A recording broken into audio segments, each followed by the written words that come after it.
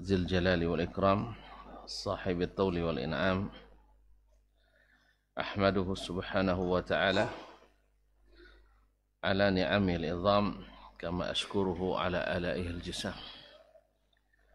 أشهد أن لا إله إلا الله وحده لا شريك له الملك العلام وأشهد أن محمدا عبده ورسوله سيد الأنام صلى الله عليه وعلى آله الكرام وأصحابه القادة البررة الكرام والتابعين لهم بإحسان ما تعاقبت الليالي والأيام. أما بعد فأوصي نفسي وإياكم أيها المسلمون وأيتها المسلمات بتقوى الله عز وجل فإنه قد فاز المتقون. يا أيها الذين آمنوا اتقوا الله حق تقاته ولا تموتن إلا وأنتم مسلمون. Kaum muslimin, kaum muslimat, bapak dan ibu-ibu, saudara dan saudari yang dirahmati Allah Subhanahu wa ta'ala. Alhamdulillah, kita bersyukur kepadanya pada malam hari ini. Kita masih diberikan Allah kesempatan untuk bersama-sama duduk di sini, mudah-mudahan semakin menambah dan mengokohkan iman. Ya, kalau tidak bertambah iman nanti gagal pertemuan kita ini. Oleh itu, mari kita bersyukur kepadanya atas nikmat yang diberikannya. Dan mudah-mudahan majelis kita juga dipenuhi dengan salawat dan salam kepada Nabi alaihi salatu wassalam yang telah menunjukkan kepada kita jalan yang hak dan disuruhnya kita mengikuti dan diingatkan kita dari jalan yang batil dan diingatkannya kita jangan sampai terpengaruhi. Untuk itu kita selalu meminta petuah kepada para ulama, mengambil hidayah dari kitabullah dan sunnah Rasulullah sallallahu alaihi wasallam. Kaum muslimin, kaum muslimat yang dirahmati Allah Subhanahu wa taala, pada hari-hari ini banyak sekali pertanyaan bagaimana kita mengambil sikap terhadap segala kejadian yang kita dengar dan kita saksikan. Karena tidak sedikit analisa dan komentar, semua berbicara.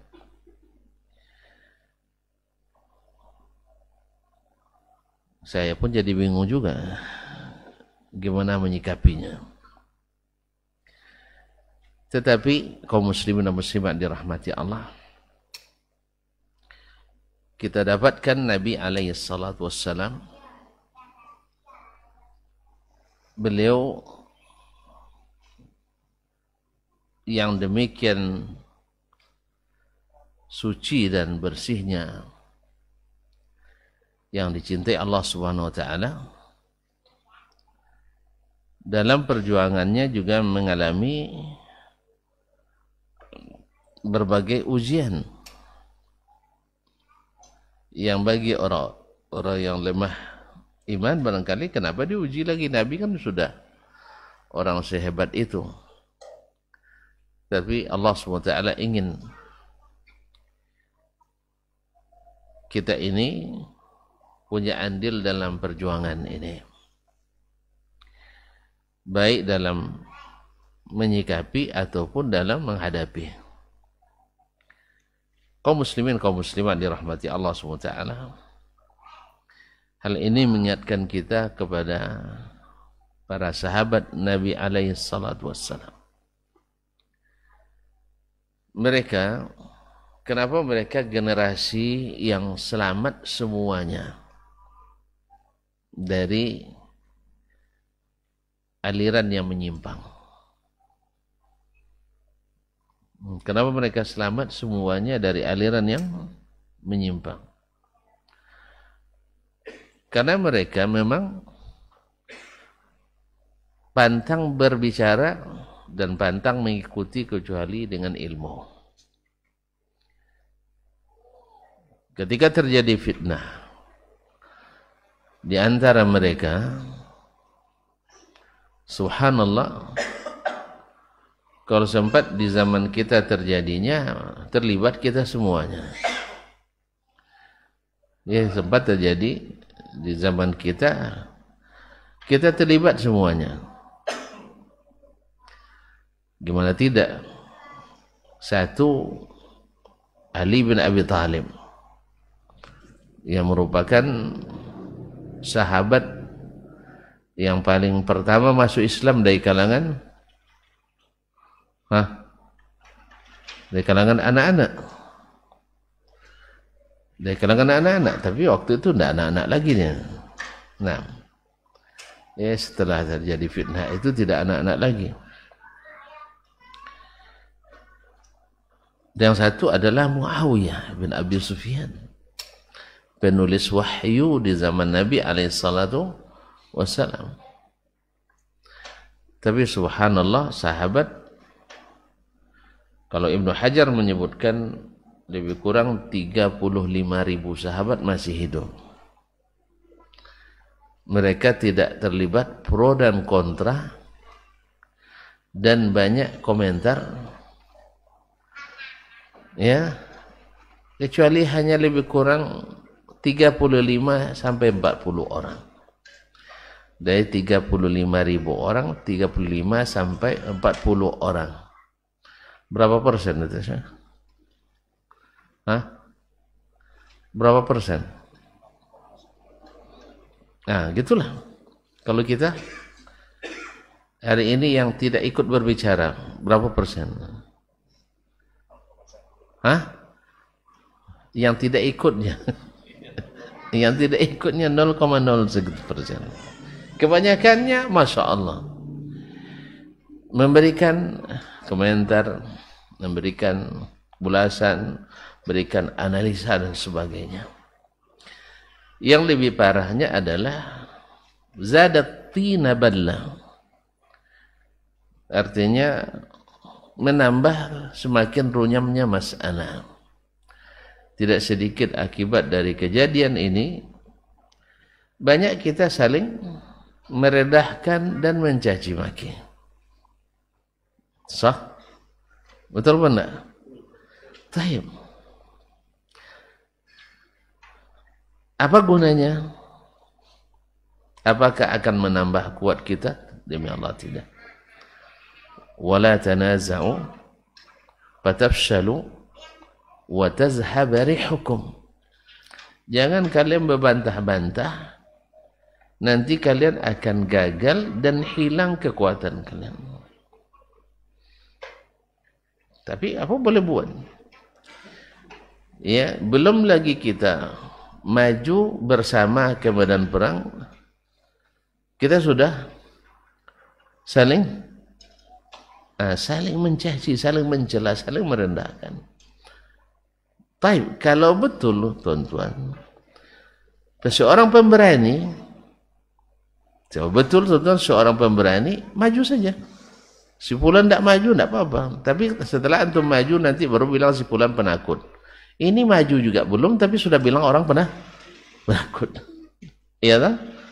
Belum lagi maju, tapi sudah mengatakan saudaranya pengecut. Baik, kalau antum memang punya materi yang bisa disumbangkan, yang bisa diberikan, berikan saja. Ini belum lagi memberi apa-apa, sudah bilang saudaranya kedekut. Ya. Dia belum boleh apa-apa, tapi sudah mengatakan saudaranya kedekut. Subhanallah, kaum muslimin dan muslimat dirahmati Allah Subhanahu wa taala. Kemudian di satu pihak ada pula yang apa namanya, yang bergembira dengan terjadinya keadaan ini, bahkan cenderung memperolok-olokkan, yaitu kaum munafikin yang memperolok-olokkan dan merendahkan kaum muslimin. Dan tidak pula jarang di antara orang-orang yang punya gairah terhadap Islam pun juga cara pandangnya mirip pula dengan kaum munafikin tadi. Kaum muslimin, kaum muslimat dirahmati Allah Subhanahu wa taala.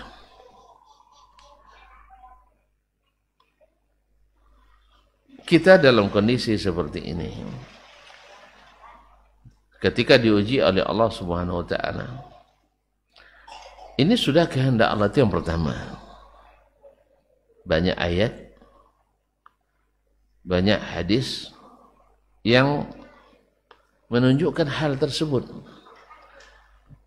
Imam Asy-Syafi'i rahimahullah mengatakan, la yurfa'ur rajulu hatta yubtala. Seseorang tidak akan diangkat sampai dia diuji dulu. Allah Subhanahu wa taala mengingatkan, am hasibtum an tadkhulul jannata wa lamma ya'tikum mathalul ladzina khalau min qablikum massathumul ba'sa'u wad-dharra'u wa zulzilu hatta yaqula ar-rasul wal ladzina amanu ma'ahu mata nasrullah ala inna nasrallahi qarib. Apakah kalian mengira kalian akan masuk surga padahal kalian belum mendapatkan ujian seperti orang-orang yang terdahulu. Masathumul ba'sa wad-dharra, mereka ditimpa oleh al-ba'sa, oleh peperangan, wad-dharra, dan banyak mudarat, kesulitan hidup. Wazulzilu, sampai mereka digoncangkan, sampai bergoncang mereka dibuatnya. Wazulzilu hatta yaqula ar-rasul, sampai rasul sendiri bercakap, wallazina amanu ma'ahu, sampai orang-orang yang beriman dengan mereka, mata nasrullah. Kapan datangnya pertolongan Allah ini? Tidak tertahankan lagi.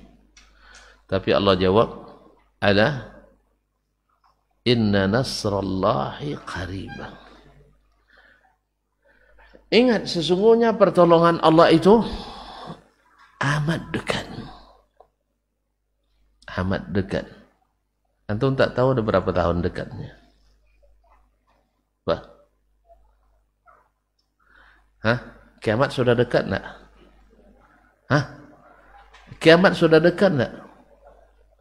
Ya masyayikh, dari dulu kita sudah bilang kiamat sudah dekat sejak zaman Nabi lagi, sah? Betul tak? Bu'ithu ana was-sa'atu kahatain. Saya dibangkitkan berdekatan dengan datangnya kiamat seperti ini. Lalu dia isyaratkan dengan telunjuk dan jari tengah. Dekat tak? Dekat tak? Dekat. Berarti pertolongan Allah itu dekat. Nabi SAW menanti pertolongan itu sampai tahun ke-8 Hijriah. Sah? Tahun ke-8 Hijriah. Berapa tahun lamanya? Begitu aja pengen ngitungnya. 13 tambah 8. Hah? 21 tahun. 21 tahun itu dekat.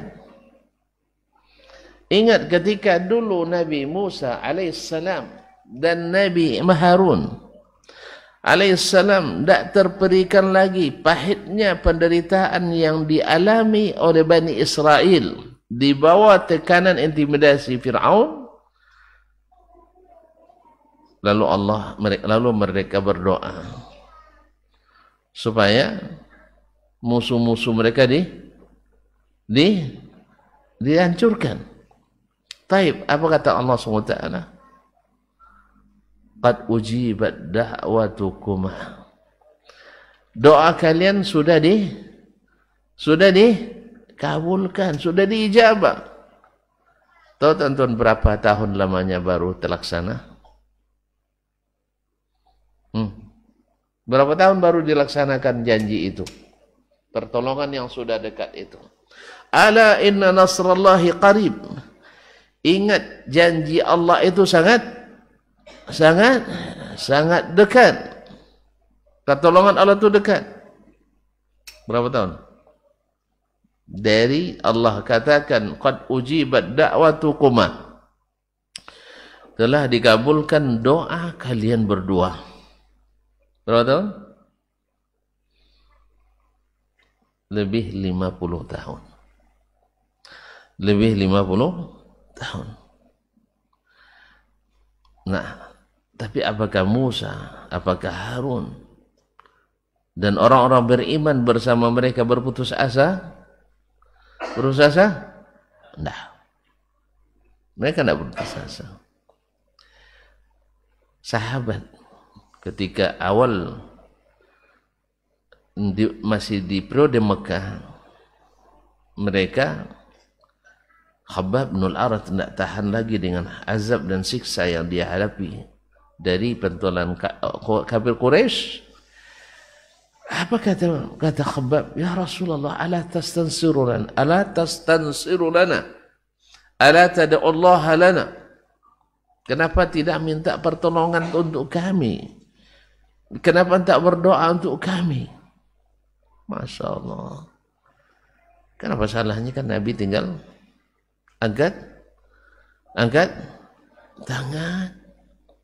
Dan Allah, kalau sudah nabinya mengangkat tangan, orang beriman bila sudah mengangkat kedua tangannya, berdoa kepada Allah, Allah malu tidak mengabulkannya. Allah malu tidak mengabulkannya. Pasti dikabulkan. Tapi Nabi SAW, innakum qawmun tasta'jilun. Kalian adalah kaum yang ingin cepat selesai. Kaum muslimin dan muslimat dirahmati Allah. Inilah yang membuat banyak dari orang-orang Islam hari ini, orang-orang Islam ini, khususnya para analis politik, kadang banyak pula analis dadakan kan, ya. Andainya misalnya, berandai-andai orang Indonesia turun ke Israel, kencing aja rame-rame tenggelam itu Israel kan. Cuman masalahnya nengok senapang Israel tuh, kita kencing di celana sebelum kencing mereka. Tidak bisa dengan andai kaum muslimin dan muslimat dirahmati Allah. Tidak bisa. Semuanya Allah Maha tahu kapan waktu, siapa yang dipilih, dan tentu saja SKB, syarat dan ketentuan berlaku. Pertolongan Allah itu datang menurut kehendaknya, bukan menurut kehendak kita. Dan harus syarat-syaratnya mesti dilengkapi. Kaum muslimin dan muslimat dirahmati Allah SWT, Nabi SAW dalam proses dakwahnya, tuan-tuan tahu sendirilah bagaimana beliau mengalami kesulitan dan tantangan. Naam, tentulah tantangan. Banyak yang jatuh korban dan banyak yang disiksa. Ya, banyak yang tidak menikmati kejayaan Islam. Dan kemenangan itu tidak selamanya kaum muslimin, kemenangan itu tidak selamanya perang bersang bersenjata, tidak. Bukankah ketika Allah SWT mengisahkan tentang orang-orang Ashabul Ukhdud, ingat ya? Mereka dibakar hidup oleh penguasa zalim waktu itu. Tapi ternyata Allah menyebutnya wadzalikal fawzul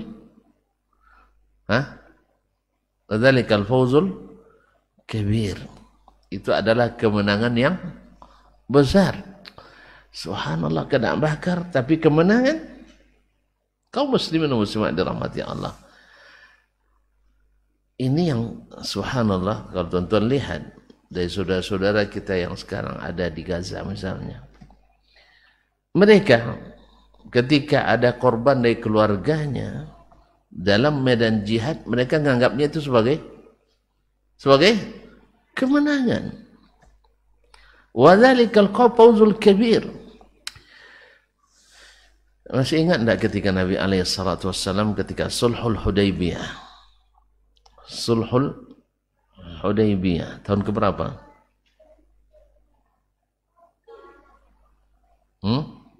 Tahun ke-8 Batu Makkah.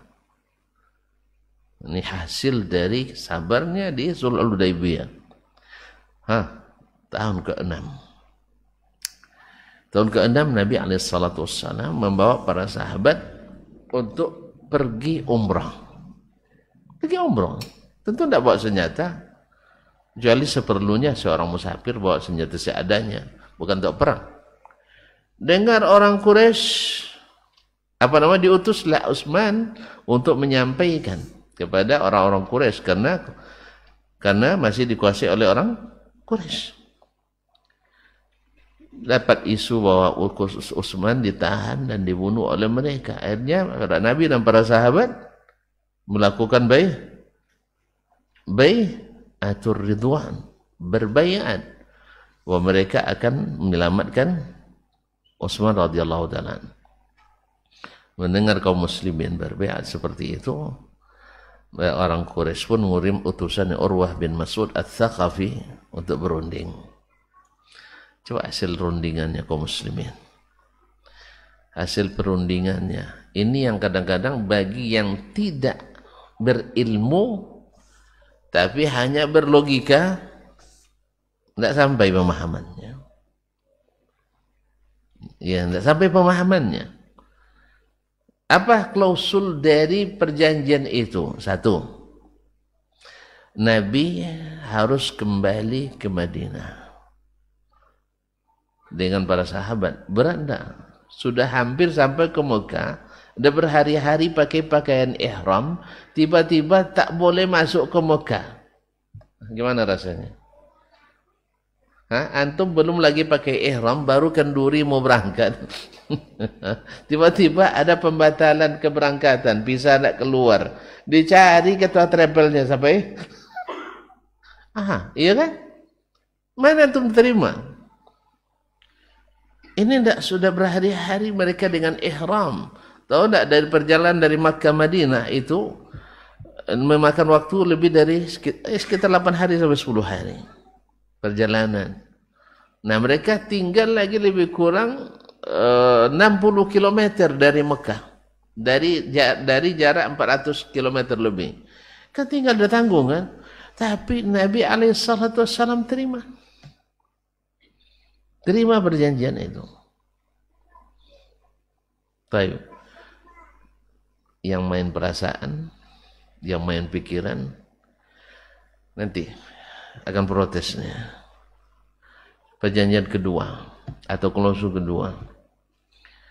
Siapa yang masuk Islam dari penduduk Mekah? Siapa yang masuk Islam dari penduduk Mekah? Lalu hijrah ke Madinah. Ini kan menentang hukum Allah nih. Kan siapa yang masuk Islam wajib enggak tahu rupanya. Bahwa siapa yang Islam di Mekah wajib hijrah ke? Wajib hijrah ke? Kemana? Hah? Ke Palestina? Nah, dah campur-campur kaji nampaknya. Enggak, ke Makkah, ke Madinah. Wajib. Sebelum Fathu Makkah, wajib hukumnya. Siapa yang tidak hijrah, itu berdosa. Jelas? Nah, sekarang orang Quraisy bilang, siapa yang masuk Islam dari ahli Makkah, lalu hijrah ke Madinah, wajib ditolak oleh Nabi SAW. Ini melanggar hukum Allah apa tidak? Hui, hah? Melanggar hukum Allah dan Rasul pun tidak? Melanggar tak? Taib, Nabi terima atau tolak? Terima. Nabi terima. Coba kalau sekarang ada ulama yang fatwakan warga Palestina wajib meninggalkan Palestina. Kira-kira apa komentarnya? Kalau ulama Indonesia yang berfatwa seperti itu sudah digelar Yahudi-nesia. Kalau ulama Mesir yang berfatwa Mesir, Yahudi, Mesir. Kalau ulama Arab Saudi yang berfatwa Yahudi, Arabia dan sebagainya. Tahu muslimin dan muslimat dirahmati Allah. Lihat Nabi SAW wajib menolaknya. Padahal wajib hijrah ke Madinah. Ma'asyiral kiram dirahmati Allah SWT. Sebaliknya, siapa yang murtad lalu bergabung dengan orang Mekah, maka wajib diterima oleh orang Mekah. Sekali lagi menguntungkan orang kafir Quraisy. Sebab orang murtad awalnya masuk Islam, setelah murtad tentu banyak rahasia kaum muslimin yang dia ketahui. Allah, tidak tahan lagi siapa? Umar bin Khattab radhiyallahu anhu. Dan yang seperti ini penting. Ada yang semangat penting. Cuman harus ikut alimnya, ikut ulamanya. Ini semangat ada tapi tidak ikut ulama, apalagi mencaci maki. Nah, ini yang masalah besar kita. Ya, ini yang terjadi hari ini kaum muslimin dan muslimat dirahmati Allah. Jadi lihatnya ulama tidak sependapat dengan dirinya, maka yang dituduh siapa? Siapa dituduh? Ulama. Ini fenomena, na'udzubillah. Kalau dalam kondisi seperti ini kita berjihad fisabilillah, kira-kira menurut tonton bisa tidak kita bersatu di bawah satu komando? Hah? Wih, enggak. Wih, jangan ikut Ustaz Dasmanto, Wahabi itu kan, ya kan? Musuh dah depan masih sempat juga saling mewahabikan. Lalu ikut siapa? Tuh Asy'ari sana, dan ikut, akhirnya kacau barisan kita kaum muslimin dan muslimat dirahmati Allah SWT. Jadi Nabi SAW sampai Umar mengatakan, ya Rasulullah,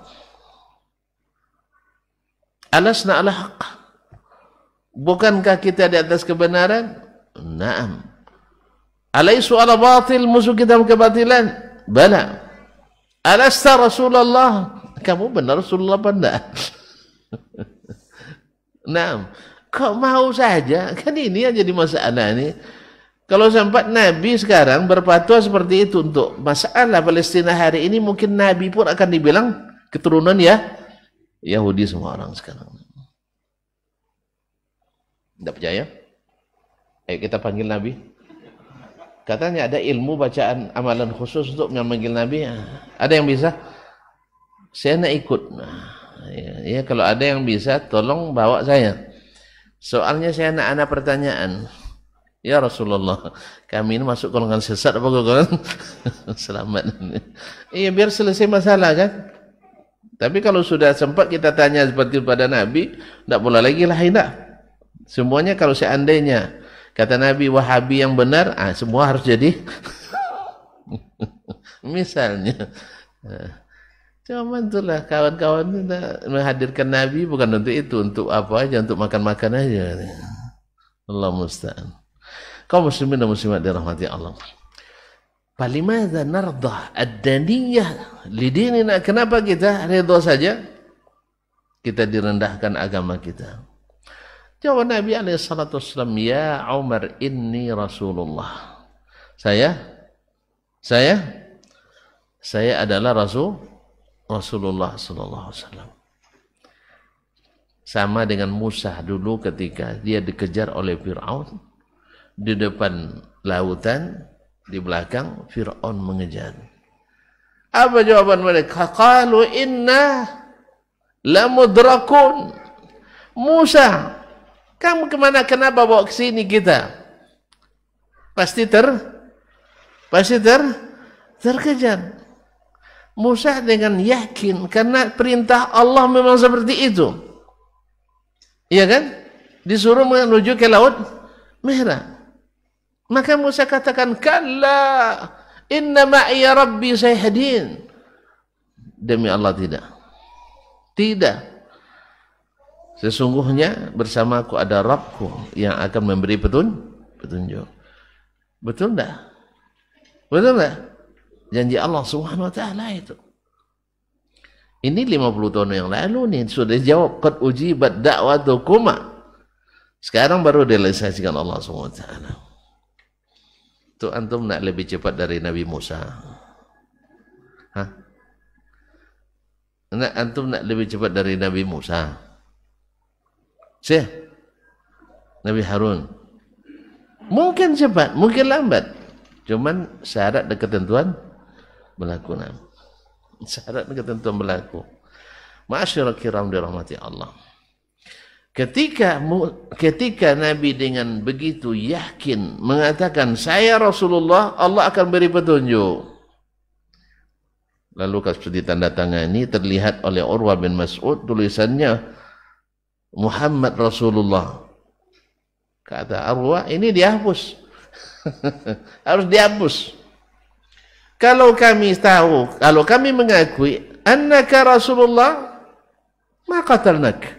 Kalau kami mengakui kamu sebagai Rasulullah, tidak akan kami perangi.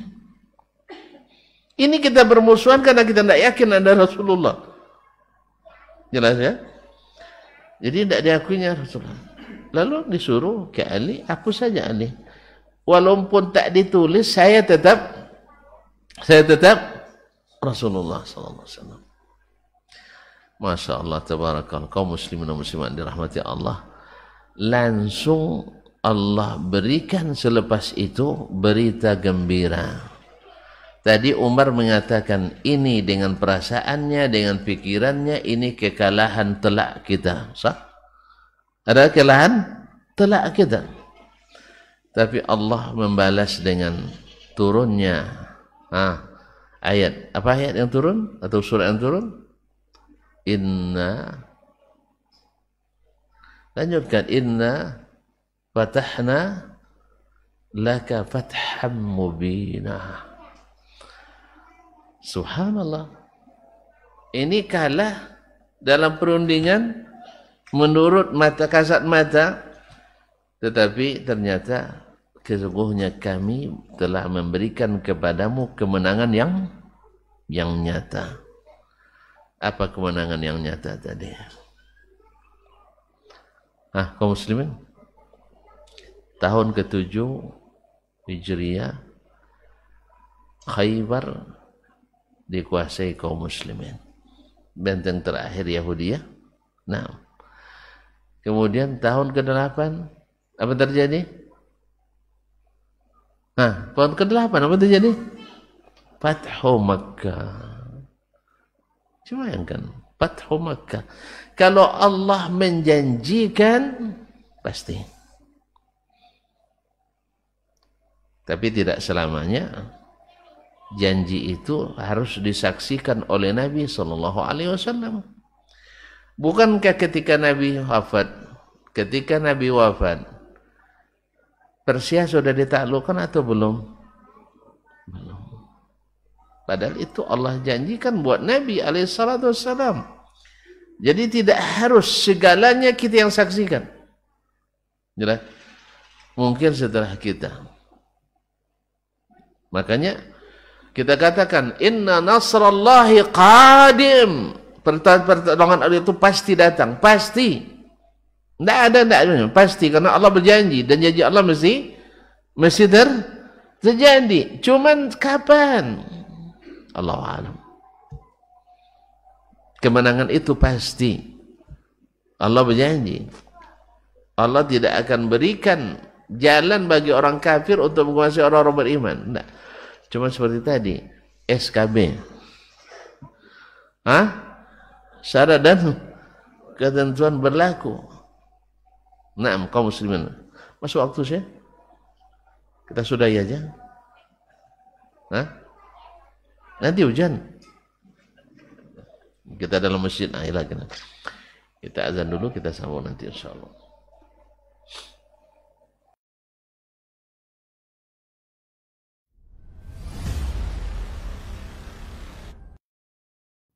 Jangan seorang mukmin, seorang mukminah yang paling utama adalah amalus saleh, amal yang saleh.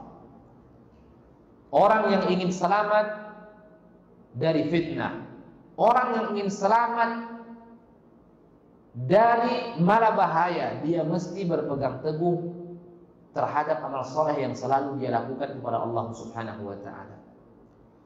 Suatu ketika Nabi sallallahu alaihi wasallam mengatakan, "Badiru bil a'mal." Ini di zaman Nabi. Badiru bil a'mal, 1400 tahun yang telah berlalu. Nabi memberikan nasihat kepada sahabatnya, badiru bil a'mal fitanan ka qita'il lailil muzlim. Bersegeralah kalian beramal, kata Nabi sallallahu alaihi wasallam, akan terjadi sebuah fitnah bagaikan malam yang gelap gulita. Apa kata para ulama? Kenapa Nabi SAW mengibaratkan fitnah itu seperti malam gelap gulita? Karena sulitnya bagi seseorang membedakan ketika fitnah itu muncul. Sulit bagi seseorang membedakan yang mana yang hak, yang mana yang batil. Yang batil dikira hak, yang hak dikira batil. Yang sunnah dikira bid'ah, yang bid'ah dikira sunnah. Bagaikan malam gelap gulita. Sampai bahaya fitnah itu digambarkan oleh Nabi sallallahu alaihi wasallam, yusbihu ar-rajulu mu'minan wa yumsi kafiran wa yumsi mu'minan wa yusbihu kafiran yabi'u dinahu bi'aradin min ad-dunya. Sampai terjadi ketika itu seorang di pagi hari dalam keadaan mukmin, di sore harinya murtad, di sore harinya mukmin, di pagi harinya murtad. Betapa banyak orang yang menjual agamanya ketika itu. Apa makhrajnya? Jalan keluarnya apa? Amal saleh, istiqamah di atas amal saleh kepada Allah Subhanahu wa taala. Ini tempat pijakan kita ini. Hidup di akhir zaman, ingin selamat, maka berusahalah berpacu untuk melaksanakan pintu-pintu kebaikan. Fastabiqul khairat. Berlombalah kalian dalam beribadah. Bukan berlombalah kalian dalam mencari harta, bukan berlombalah kalian dalam mencari istri, berlombalah kalian dalam mencari pekerjaan, berlombalah kalian dalam mencari rumah, tidak. Tapi berlombalah kalian di dalam mencari kebaikan, dalam beribadah. Makanya ketika kita misalkan lihat teman kita, saudara kita berpuasa misalkan, Senin Kamis, maka hendaknya itu menjadi cambuk bagi kita untuk berlomba dengannya. Ketika kita lihat teman kita ada yang mengkhatamkan Al-Quran sekali sebulan, maka itu menjadi cambuk, motivasi bagi kita untuk berlomba dengannya. Ada yang bersedekah, ada yang memberi makan anak yatim, memberi makan orang miskin dan sebagainya. Itu menjadi cambuk bagi kita untuk berlomba. Dan seperti itulah seharusnya kita. Ya. Dalam Al-Quran Allah Subhanahu wa taala mengatakan, ketika menyebutkan tentang surga, Allah mengatakan wa fi dzalika falyatanafasil mutanafisun.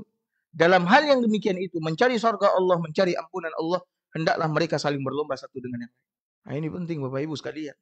Sekarang ini orang banyak berlomba tidak untuk urusan akhirat tapi untuk urusan dunia. Padahal dunia akan kita tinggalkan. Makanya Imam Al-Hasan Al-Basri mengatakan, apabila engkau melihat ada orang yang menyaingimu dalam urusan dunia, maka saingi dia dalam urusan apa? Akhirat. Dia menyaingi kita dalam urusan dunia, maka saingi dia dalam urusan akhirat. Dan campakkan dunia itu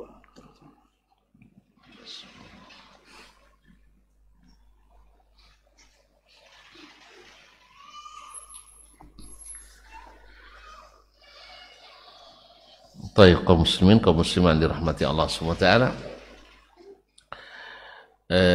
bahwa pertolongan Allah itu pasti datang dengan kemenangan yang mutlak atau kemenangan kadang menang kadang kalah, dan itu terjadi dalam setiap fase perjalanan dakwah umat Islam ini. Kaum muslimin, kaum muslimat dirahmati Allah SWT, jangan Baitul Maqdis, Makkah Al-Mukarramah saja, Makkah pernah jatuh ke tangan orang-orang yang tidak berhak, itu Syiah Al-Qaramita. Syiah Al-Qaramita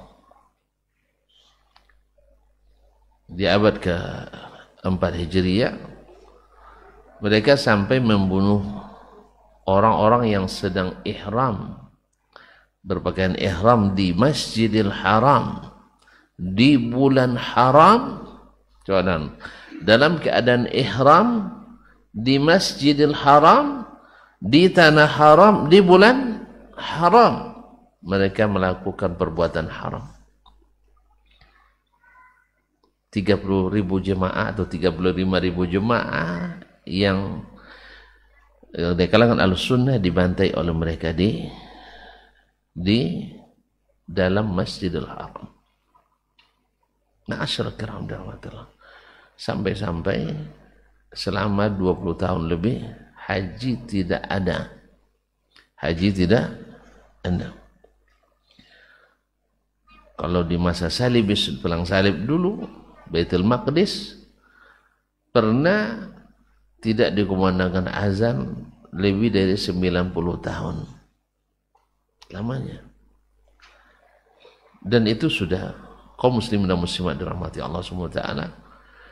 Tetapi pertolongan Allah sebagaimana dijanjikan pada Rasulnya SAW, Mekah yang dulu sangat garang kepada Nabi SAW, tapi akhirnya harus menyerah kepada kehendak Allah Ta'ala. Siapa yang menyangka dalam waktu yang begitu singkat Nabi SAW bisa mengembalikan Makkah. Para analis perang, analis ilmu kenegaraan dunia, ya harus berdecak kagum dengan Nabi SAW. Waktu yang relatif singkat bisa membangun agama, membangun negara yang bertahan dalam rentang waktu yang sangat lama, dan itu akan selalu terjadi bahwa pertolongan Allah bagi hamba-hambanya yang beriman. Ma'asyiral kiram dirahmati Allah SWT. Nah, kalau Allah memang berjanji akan membantu, apakah kita serahkan semua sama Allah? Ustaz?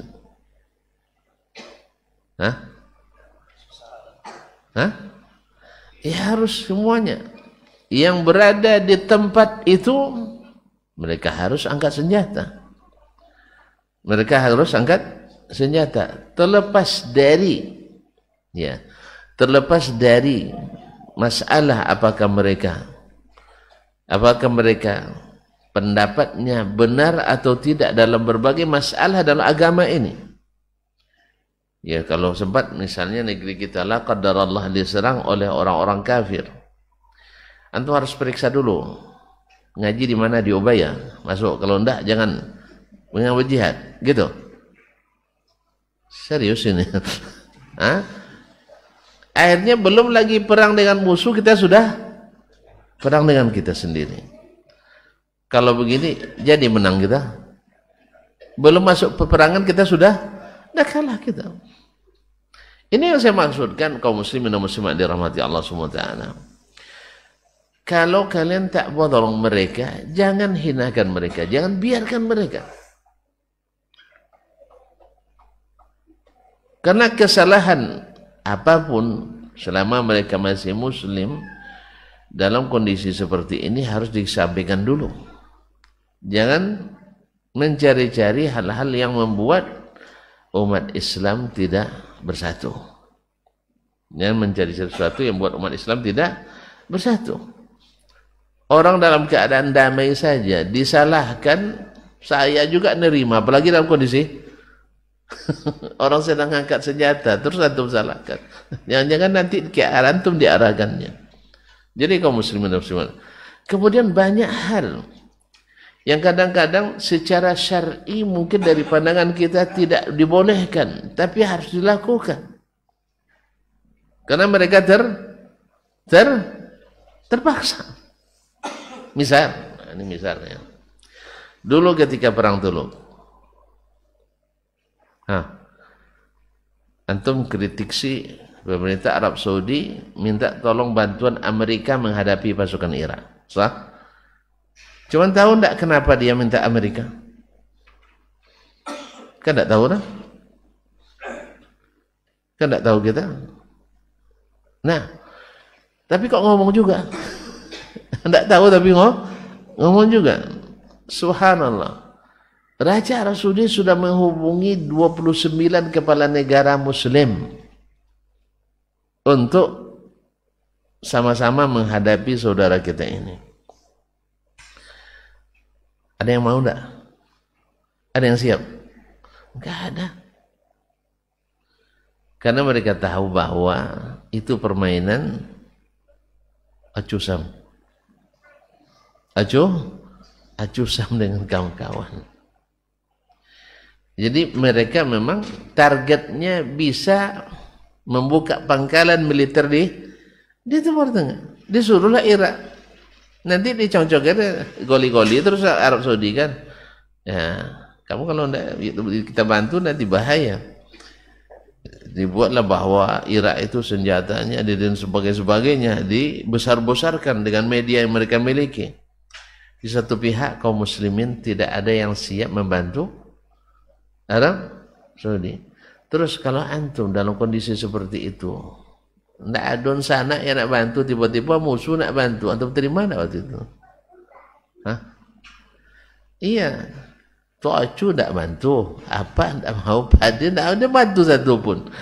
Kita dalam kondisi seperti itu sulim. Lalu ada orang yang dulu memusuhi kita, nawarkan bantuan, kita terima ndak?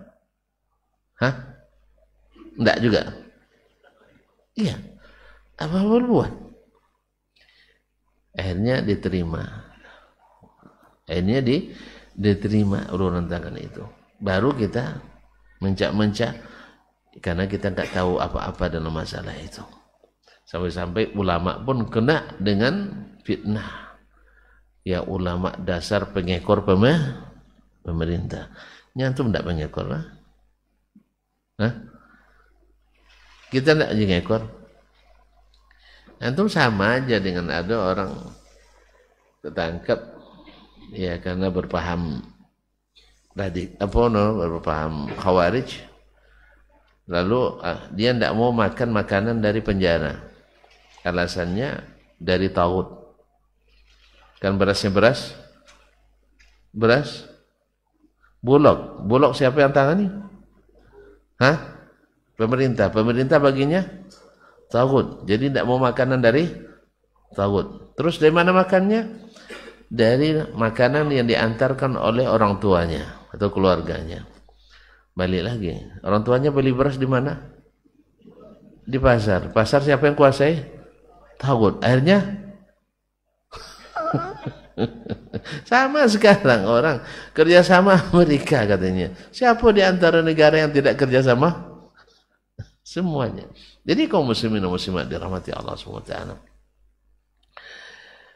Nah, jadi kita dalam kondisi seperti ini, ya bukan dalam rangka saling melemahkan, tapi justru harus saling menguatkan.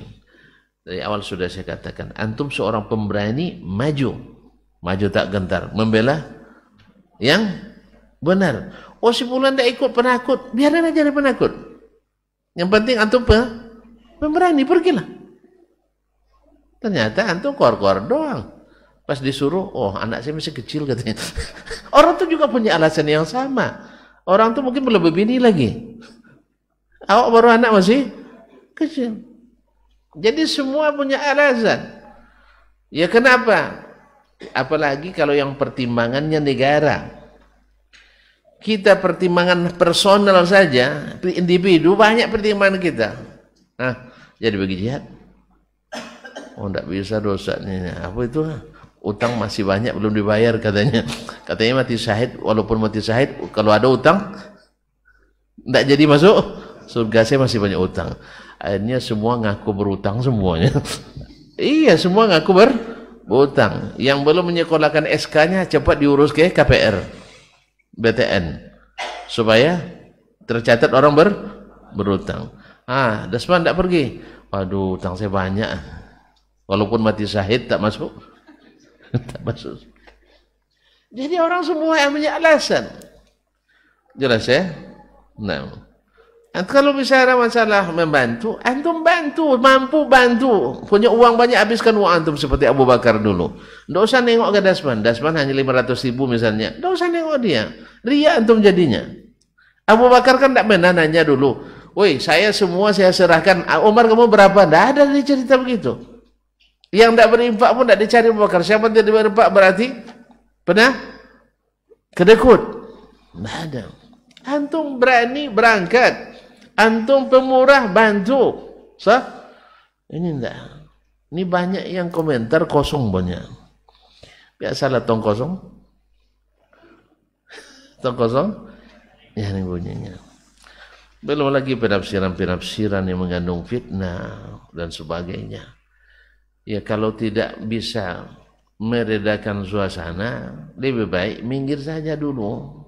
Ya tengok dari jauh. Tapi kalau hanya memperkeruh suasana, lebih baik antum, karena seperti kata Umar bin Abdul Aziz rahimahullah, salah diam lebih baik daripada salah berbicara. Nah, salah diam daripada salah berbicara.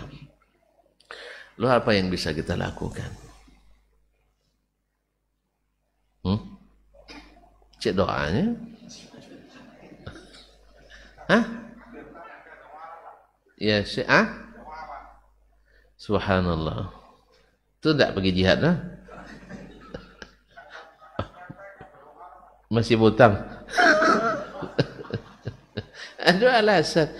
Jadi ketika antum bilang misalnya, kenapa negara ini tidak menyerang, kan itu ya? Dalam hitungan antum mereka bisa, tapi hitungan mereka tidak, jangan paksakan hitungan antum. Kan ya Pak? Bapak melihat saya sekarang, pasti Bapak bilang saya berkemampuan besar, sah?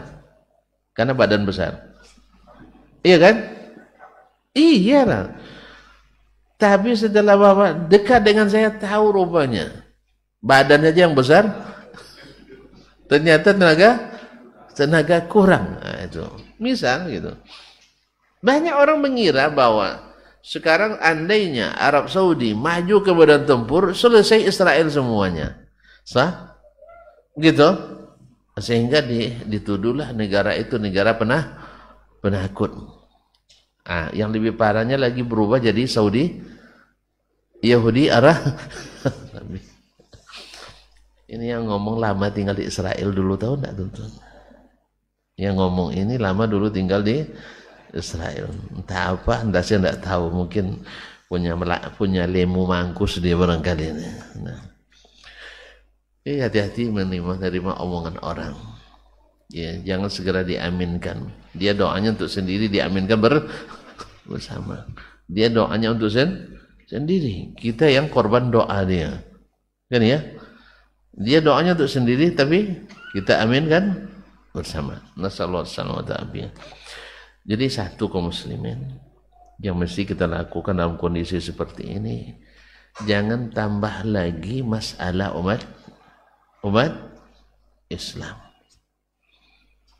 Nah, kalau tidak berilmu yang benar-benar ilmu, bukan mendengar analisasi fulan, semua analisa itu berdasarkan analisa orang lain. Itu yang pertama.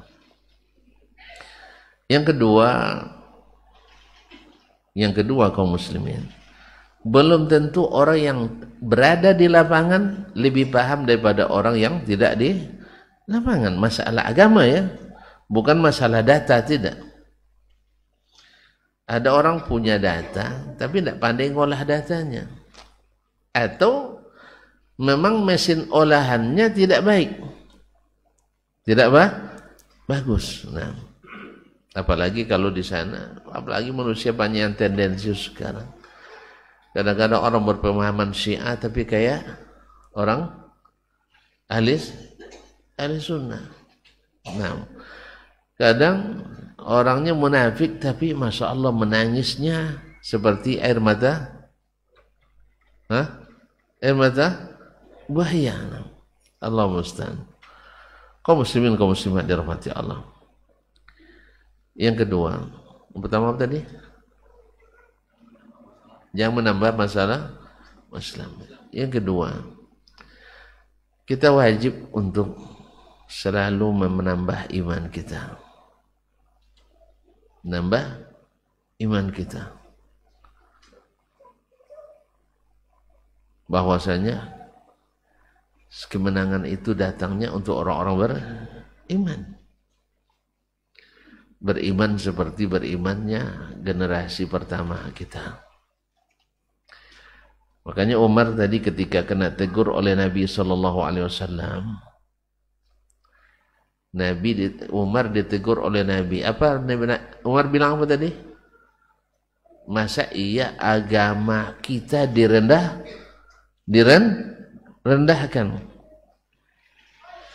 Lalu Nabi katakan, ya Umar, saya Rasulullah ini. Apakah setelah itu Umar masih mencak-mencak? Hah? Wih, enggak kan? Apakah Umar masih juga menentang perkataan Nabi karena tidak sesuai dengan logikanya, tidak sesuai dengan perasaannya? Enggak. Beginilah harusnya kita terhadap orang-orang yang berilmu. Harus yakin kepada orang yang berilmu. Masa antum yang tak berilmu saja sangat mencintai saudara-saudara beriman, masa ulama tidak mencintai? Yes, ya? Masa ulama tidak? Antum yang tidak ulama saja tidak rela melihat kezaliman, apalagi ulama. Mereka dipaham. Makanya sikap orang berilmu dengan sikap orang yang bersemangat belum tentu sama. Tidak sama.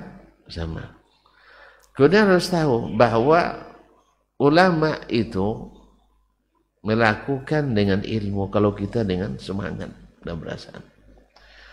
Oleh sebab itu maka selalulah menuntut ilmu kepada ulama-ulama yang thiqah, yang mengamalkan ilmunya.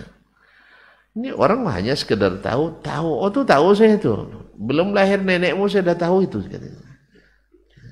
Cuman ketika dipraktikkan di lapangan tak dilaksanakannya ilmu. Lalu kenapa tidak seperti itu? Itu kan zaman Nabi, zaman kita berubah. Subhanallah. Zaman Nabi memang zamannya berubah, tapi kejadiannya sama. Yang namanya al-kufru millatun wahidah, sama. Yang ketiga, bahwasanya orang yang ikhlas itu tak akan pernah menganggap rendah orang lain. Orang ikhlas tak akan menganggap rendah andil orang lain. Apalagi yang memang orang lain itu lebih tinggi pula kebaikan daripada kita. Ini kan banyak yang macam-macam, tidak ada mempedulikan saudaranya kaum muslimin. Awak kirim 50 ton, mereka kirim 1050 ton. Mana banyak? Awak kirim 52 ton, mereka kirim 1058 ton. Mana yang banyak tuh? Jadi kaum muslimin dan muslimat dirahmati Allah Subhanahu wa taala. Jadi kalau yang keempat, kalau antum tak pandai menyaring berita, maka matikan dunia dalam berita. Karena kebanyakan perawi berita hari ini majahil. Kalau tidak kadzabin.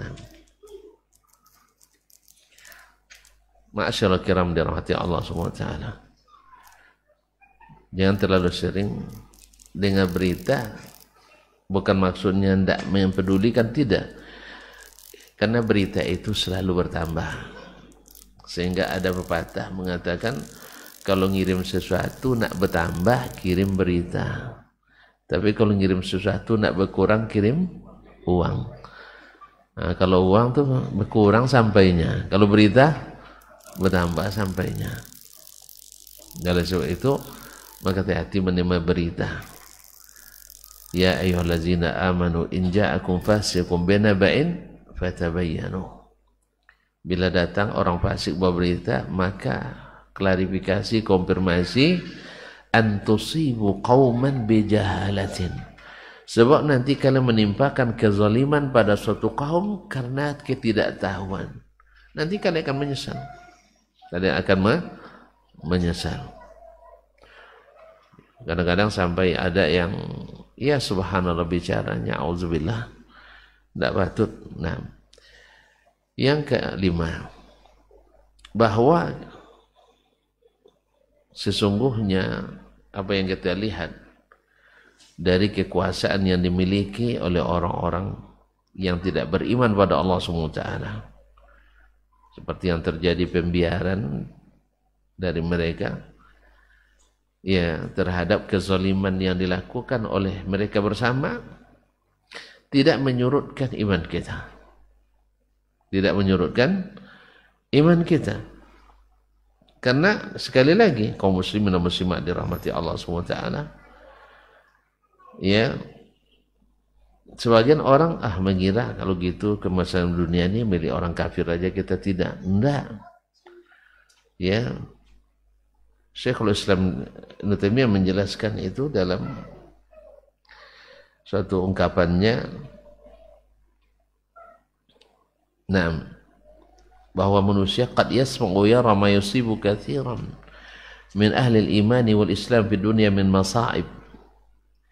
Seseorang kadang melihat dan mendengar musibah yang banyak menimpa orang beriman dan orang Islam di dunia. Kemudian sebaliknya, orang-orang kafir, orang pendosa mendapatkan ini, mendapatkan kemewahan, mendapatkan kekuasaan. Fayataqidu anna na'ima fid dunya la yakunu li ahli al-kufri wal fujur, sampai mereka meyakini bahwa dunia ini memang milik orang kafir dan orang pendosa. Wa annal mu'minina laysa lahum fid dunya ma yan'amuna bihi illa qalilan. Sedangkan orang beriman tidak mungkin menikmati kecuali sedikit. Ya Syekh? Wa kadzalika qad ya'taqidu anna al-izzata wan nusrata qad tastaqirru lil kufari wal munafiqina 'alal mu'minin. Sampai-sampai ada pula yang meyakini bahwa kejayaan dan kemenangan itu selamanya untuk orang kafir dan munafikin. Padahal Allah Subhanahu wa taala menjelaskan, wa idza sami'a ma jaa'a fil Qur'an min anna al-izzata lillahi wa rasulil mu'minin, lalu dia dengar dari Al-Qur'an bahwa kemenangan itu, kekuasaan itu milik Allah dan Rasulnya dan orang beriman, wa annal aqibata lit taqwa, bahwa akhir dari kemenangan itu ada orang bertakwa, wa qaulullah wa inna jundana lahumul ghalibun, dan sesungguhnya tentara kami lah yang akan menang. Wa huwa mimman yusaddiqu bil Qur'an, dia percaya pada Quran. Hamala hadhil ayat ala daril akhirati faqat. Ini nanti di akhirat saja katanya. Dia ada yang sampai seperti itu. Nah, sehingga dia takwilkan ayat itu hanya di akhirat. Naam, wa qala amma fid dunya fama nara bi ayunina illa anal kuffara wal munafiqina fiha yadhharun. Sedangkan di dunia ini orang kafir, orang munafik, mereka yang menang. Wa yaghlibuna al-mu'mina, mereka kalahkan orang beriman. Wal mu'izzatu wan nusra, mereka yang punya kekuasaan dan kemenangan. Wal Qur'anu la yaruddu bi khilafil mahsus. Al-Quran tak mungkin datang berbeda dengan apa yang terlihat. Sampai-sampai dia mengatakan bahwa ini tidak mungkin kita akan mendapatkan kemenangan, dan ini adalah keyakinan yang keliru. Dulu dikatakan Baitul Maqdis 90 tahun tidak dikumandangkan azan, tapi Allah pilih seorang hambanya, Salahuddin Al-Ayyubi, dan itu tidak sembarangan. Kaum muslimin lama prosesnya, dari pendidikannya, dari dia memilih calon ibunya. Coba bayangkan, dari cara dia memilih calon ibu anak ini. Kaum muslimin, ya, bukan sembarangan. Lama prosesnya sih. Sampai akhirnya dia dapatkan istri yang memang sama pikirannya, ingin membebaskan Baitul Maqdis. Dari rahim itulah lahir anak yang akan membebaskan itu. Kaum muslimin dan muslimat yang dirahmati Allah SWT. Jadi Allah pilihkan itu, dan kemenangan itu akan ada.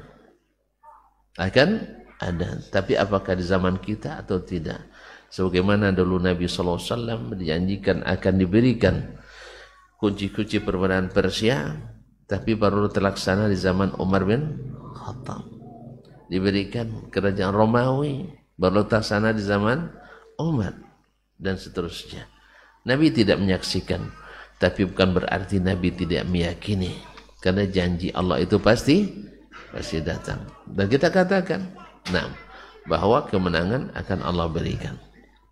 Taib, yang keenam atau yang kelima, bahwa kita berterima kasih kepada saudara-saudara kita yang ada di Palestina, khususnya di Gaza sekarang.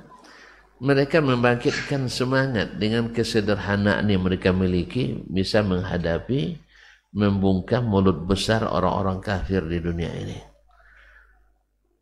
Ma'asyarul kiram yang dirahmati Allah SWT. Dan juga terima kasih mereka telah mewakili kita menghidupkan syiar-syiar jihad fisabilillah. Kita tidak mampu melakukannya atau tidak ada izin untuk melakukannya. Yes ya, kita berterima kasih pada mereka. Yang keenam, kita mesti merasakan kesakitan yang mereka rasakan, penderitaan yang menimpa mereka. Maka tidak ada hari kecuali kita mendoakannya, dan tidak ada kesempatan untuk membantu kecuali kita ikut di dalamnya sesuai dengan kemampuan yang Allah berikan. Dan mudah-mudahan Allah SWT selalu membuat lisan kita selalu terjaga, ya, pertama dari menghina mereka, merendahkan mereka, dan terjaga apalagi daripada memburuk-burukkan mereka.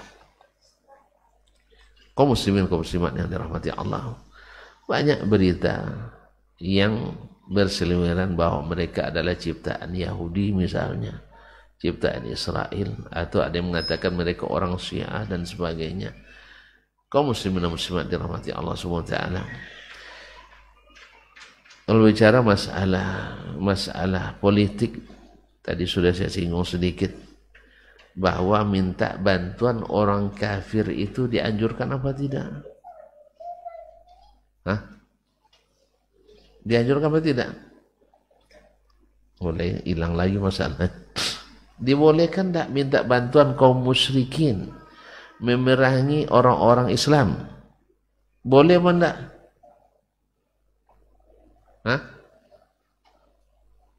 Kok pada nengok lah? Boleh enggak saya berperang dengan saudara sesama muslim, lalu saya diminta bantuan orang kafir, boleh apa enggak? Boleh. Ya, saya memerangi saudara saya orang Islam, minta bantuan orang kafir, boleh enggak? Enggak boleh. Enggak boleh. Terus kenapa dilakukan? Tadi saya tunjukkan ke antum bahwa di belakang mereka ada orang-orang, ini panjang cerita, tidak selesai malam ini nampaknya. Nah, bahwasanya di belakang mereka ada orang-orang kafir, khususnya Syiah Rafidah. Maka tuan-tuan lihat ketika Irak dijatuhkan oleh Amerika, kepada siapa diberikan kekuasaan? Ahlussunnah apa ke Syiah? Ke Syiah. Jelas ya? Nah, andainya tidak diterima uluran tangannya, lalu mereka sampai ke dua tanah suci Makkah dan Madinah, antum suka enggak dikuasai oleh Syiah? Enggak. Jadi begitulah pertimbangan para ulama tadi. Karena Acu Soeharto waktu itu enggak siap. Pak Cik ya. Pak Cik, maaf. Jadi kaum muslimin tidak siap waktu itu. Di Malaysia Mahathir juga tidak siap. Di Pakistan tidak siap. Mesir apa lagi. Makanya kalau ada yang berani saya bilang maju aja, tidak usah tunggu-tunggu orang lain, saya bilang. Karena nunggu-nunggu tidak akan jadi itu. Aculah dulu, udahlah dulunya, maslah dulunya, gitu ya, tidak jadi. Makanya kalau memang antum berani, tidak usah cici maki orang, maju aja, ya selesaikan. Jadi kaum muslimin dan muslimat dirahmati Allah SWT.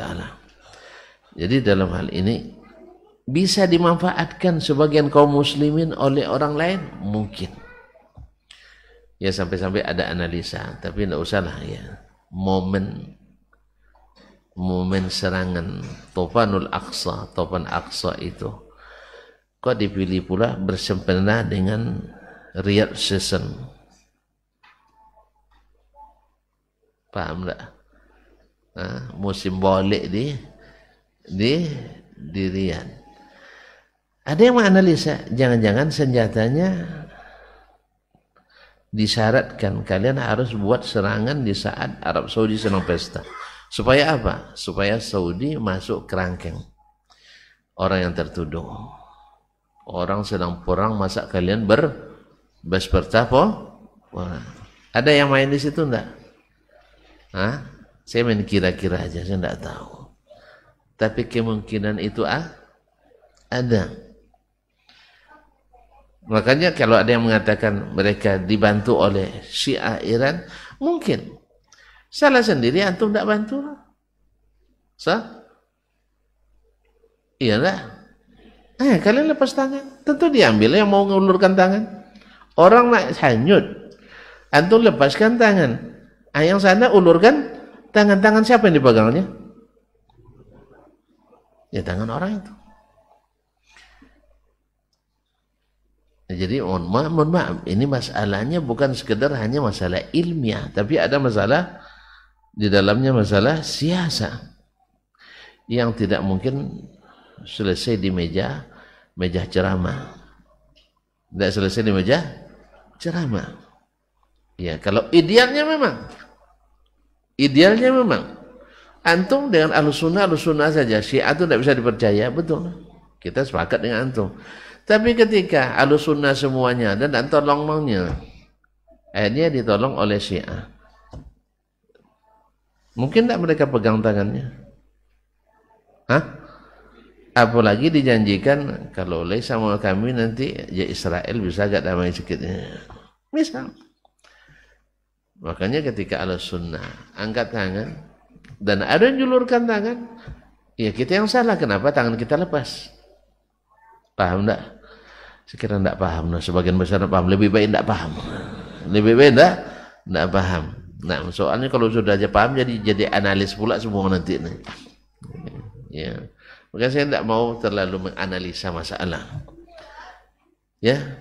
Makanya saya katakan bantu mereka, doakan mereka, jangan hinakan mereka, tolong mereka, jangan jelek-jelekkan mereka. Kan itu yang inginkan. Jelas? Nanti kalau antum sudah sampai ke lapangan akan tak paham. Semoga kita tidak mengalami hal hal yang sama. Nampak tak siap pada anak masih anak masih kecil, utang belum lunas. Iya dah. Itu belum lagi utang negara aja, baru utang angsuran rumah. Kalau ada itu utang negara, itulah. Jadi makanya tidak mungkin kita berjihad nampaknya untuk saat ini dengan angkat senjata. Tapi kalau Allah menghendaki, tidak mustahil. Makanya wa'iddu lahum mastata'tum min quwwati wa min ribatil khayli turhibuna bihi aduwallahi aduwakum. Harus kita bersiap, siapkan iman, siapkan ilmu, siapkan juga siapkan tenaga. Jangan jadi orang-orang lemah. Nah, jelas? Jelas? Ya kalau jelas selesai kita. Nah, saya kira sampai di sini kajian kita. Saya tidak tahu apa dipahami atau tidak. Kalau ada yang kurang paham, tanyakan aja lah. Nah, silakan. Nah, tapi jangan yang sulit-sulit. Saya bilang kalau yang sulit tidak pandai saya. Nah.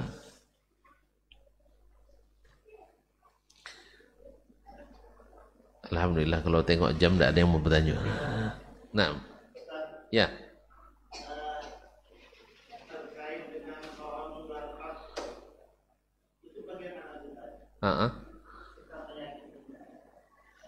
Kita meyakininya.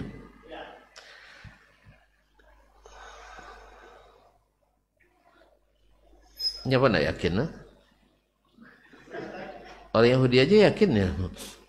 Nah, ya datang dalam hadis bahwa nanti la tuqatilunna al-yahud, kalian pasti akan berperang dengan Yahudi.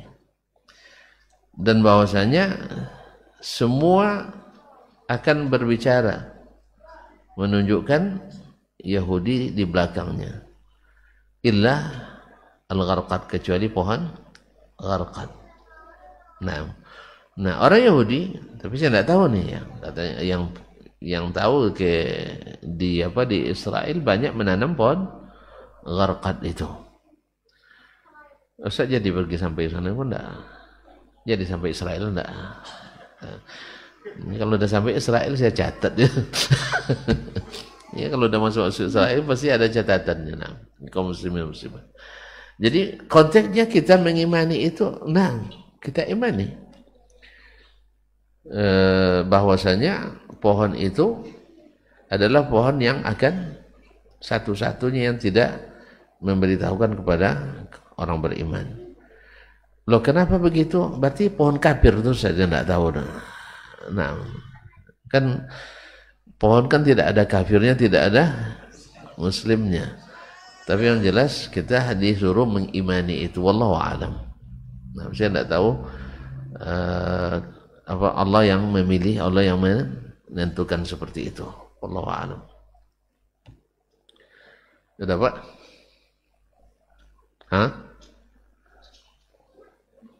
Nah. Baik. Kalau demikian kita tutup saja. Wabillahi taufiq wal hidayah. Subhanakallah bihamdik. Asyhadu an la ilaha illa anta astaghfiruka wa atubu ilaik. Wassalamualaikum warahmatullahi wabarakatuh.